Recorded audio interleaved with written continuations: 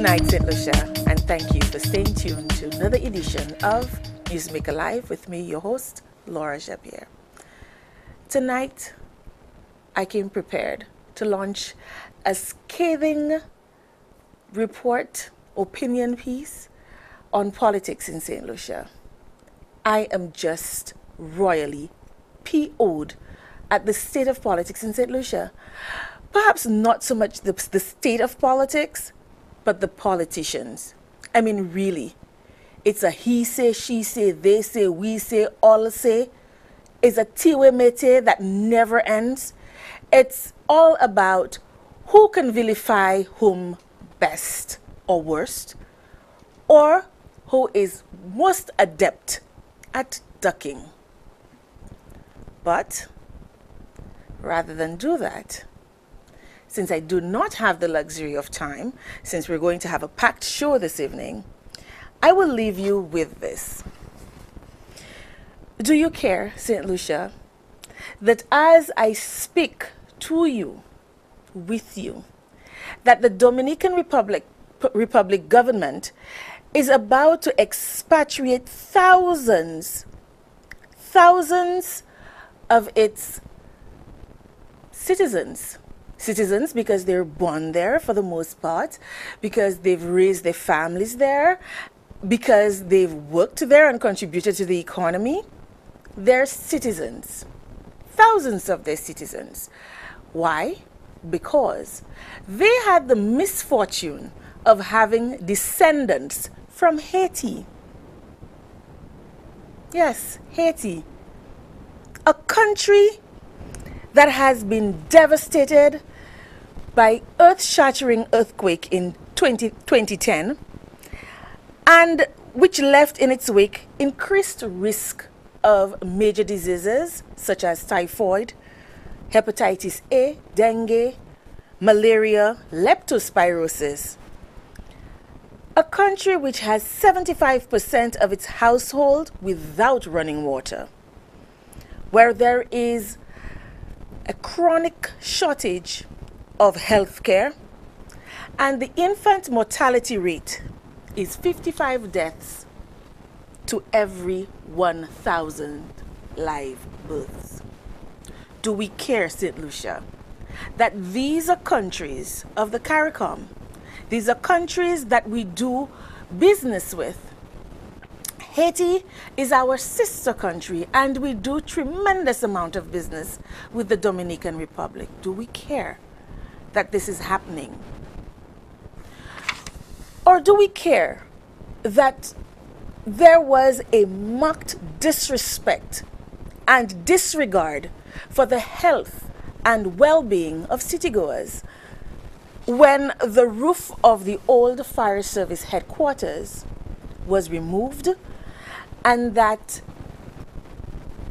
persons in the city, in the near vicinity, working, living, walking, going about their normal businesses, may have been exposed to asbestos because, well, they weren't informed. Meanwhile, the Cuban national contracted to demolish that building has been found dead in his apartment. Do we care that that could be his death, that is, could have been as a result of complications from acute asbestos exposure? Do we care, St. Lucia? Do we care that while we're busy pandering to our politicians, whom, by the way, we elect and nominate to represent us and our well-being, do we care that while we are pandering to their antics, that these things are happening in Fair Helen? Do we care that almost every week now we hear of another set of fishermen, yes, fishermen who go missing and possibly feared dead in the waters that they traverse or in nearby Martinique? I mean, just last week and this week, we were hearing about 7 bodies and 4 bodies. We're hearing of pirogues that have just been found drifting or landed in Martinique, and we have no idea who the people are. but we're hearing that they possibly could be St. Lucians. Do we care that these, now pardon me, and I hope I'm not offending anybody, and I feel for the families of those lost men, but for goodness sake, when I listen to the news and I hear they're fishermen, but they were traveling to bring groceries or shopping, I mean, to me, something seems amiss. But do we care that our people are going missing for days and may never come back? Do we care that our citizens continue to maim and chop and hack and slash and lately burned? Do we care that our people are so angry, they're so frustrated and desperate that the law of the jungle is more prevalent than the law of the land? And that's what happens, St. Lucia, when a people are so desperate and they're so fed up that they feel that they can no longer have faith in the law. And they take matters into their own hands. Now, I cannot speak to the issue of the gentleman from Bexon who was burnt, apparently, allegedly, because he sexually violated or assaulted a young girl. Cannot speak to that because it's an ongoing investigation. Well, we just don't know the details.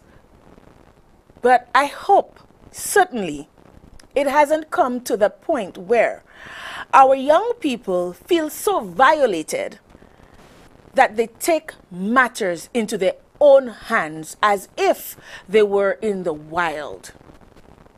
Constantly we hear of these chopping and shootings and slashings and hackings as if the human life means absolutely nothing.